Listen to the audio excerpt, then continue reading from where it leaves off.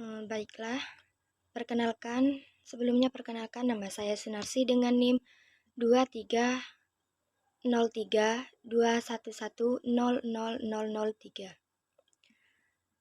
Langsung saja di sini saya akan memberitahu bagaimana cara memindahkan data ke dalam SPSS.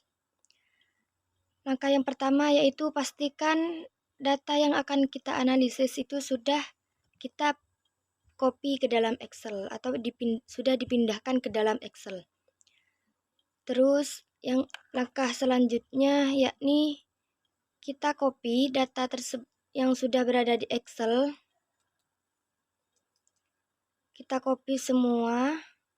Di sini ada 30 data. Terus kita Ctrl C. Lalu kita pergi ke SPSS. Selanjutnya kita copy data yang berada di Excel tadi. Cari paste with variable names. Di sini sudah tercopy. Langkah selanjutnya yakni kita pergi ke variable view. Selanjutnya kita pergi ke analyze.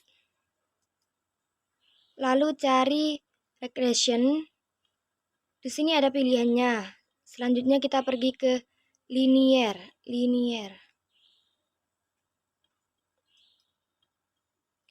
Langkah selanjutnya kita pindahkan data ini ke dalam dependent dan independent. Untuk di sini yang dependent sendiri yaitu hasil belajar. Kita pindahkan hasil belajar di sini ke dalam kolom dependent. Terus yang independent hasil belajar fisika kita pindahkan ke dalam kolom independent. Minat belajar fisika kita pindahkan ke dalam independent. Dan KPS kita pindahkan ke dalam independent. Selanjutnya kita klik OK. Nah, di sini sudah muncul dan ini hasilnya. Dan langkah selanjutnya saya akan menginterpretasikan data yang sudah saya analisis ini.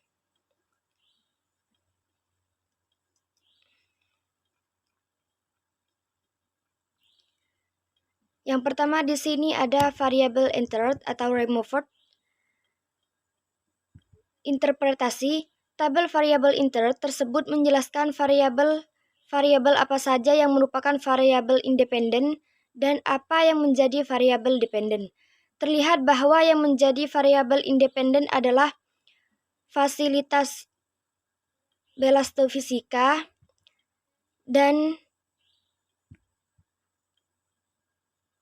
yang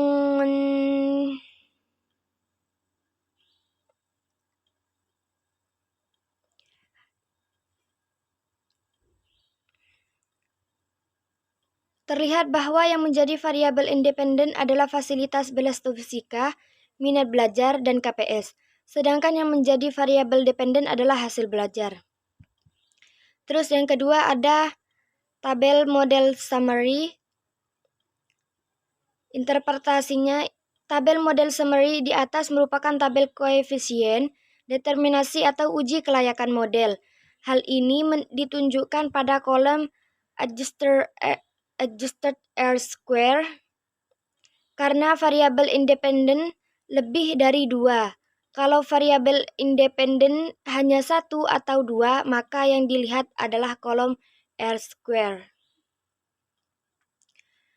Interpretasinya, berdasarkan tabel hasil perhitungan di atas, terlihat bahwa nilai R2 adalah sebesar 0,553 atau 55,3, yang artinya adalah bahwa variabel independen, fasilitas belastofisika, minat belajar fisika, dan KPS mampu menjelaskan variabel dependen hasil belajar sebesar 55,3. Sedangkan sisanya sebesar 68,5%.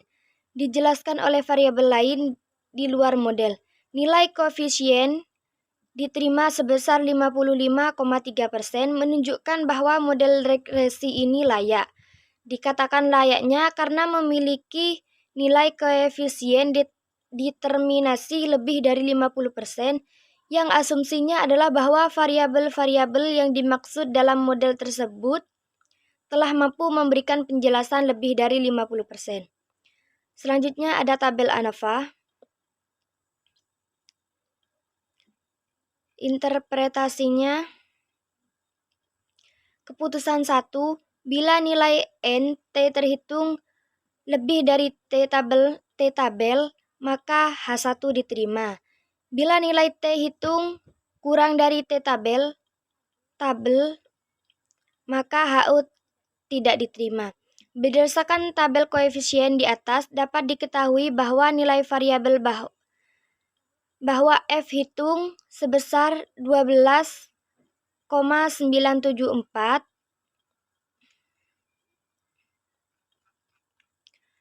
dari T tabel 2,96 sehingga H1 diterima di mana variabel KPS berpengaruh terhadap Y. Keputusan 2, bila nilai SIK kurang dari 0,05 maka H1 diterima. Bila nilai SIK lebih dari 0,05 maka H0 diterima. Berdasarkan tabel di atas, dapat diketahui bahwa nilai SIK variabel KPS, fasilitas bola stop fisika, minat belajar fisika sebesar 0,00,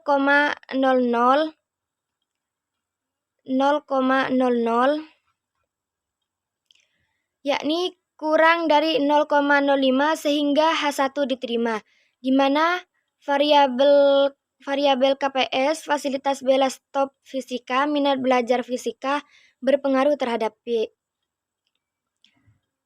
Terus yang terakhir ada koefisien. Interpretasinya yaitu keputusan 1, bila nilai T hitung lebih dari T tabel maka H1 diterima. Bila nilai T hitung kurang dari T tabel maka HO diterima. Berdasarkan tabel koefisien di atas dapat diketahui bahwa nilai yang pertama yaitu nilai variabel X1 atau KPS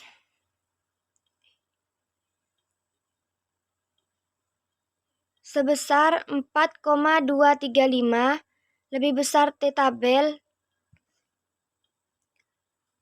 yakni 2,100 sehingga H1 diterima di mana variabel fasilitas belajar fisika berpengaruh terhadap hasil belajar. Nilai variabel X2 T hitung sebesar 1,482 lebih besar dari T tabel dengan nilai 2,100 sehingga H1 diterima, di mana variabel minat belajar fisika berpengaruh terhadap hasil belajar.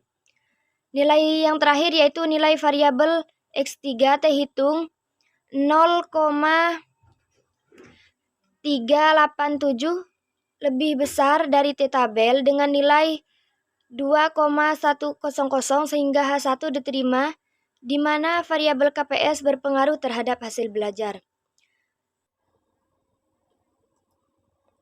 Selanjutnya yakni keputusan 2, bila nilai SIK kurang dari 0,05 maka H1 diterima. Bila nilai SIK lebih dari 0,05 maka HO diterima.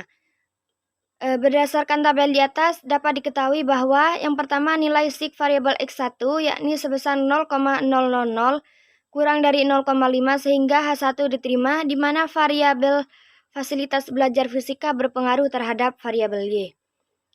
Terus nilai yang kedua, nilai SIK variabel X2 yakni sebesar 0,150 kurang dari 0,5 sehingga H1 diterima di mana variabel minat belajar fisika berpengaruh terhadap variabel Y. Terus nilai yang ketiga yakni nilai sik variabel X3 0,702 kurang dari 0,05 sehingga H1 diterima di mana variabel KPS berpengaruh terhadap variabel Y. Kesimpulannya di sini variabel KPS, fasilitas bela stop fisika, minat belajar fisika berpengaruh signifikan secara parsial atau sendiri-sendiri terhadap variabel Y. Dengan demikian penelitian ini menerima H1 dan menolak H0. Hanya itu yang dapat saya sampaikan, kurang lebihnya mohon maaf.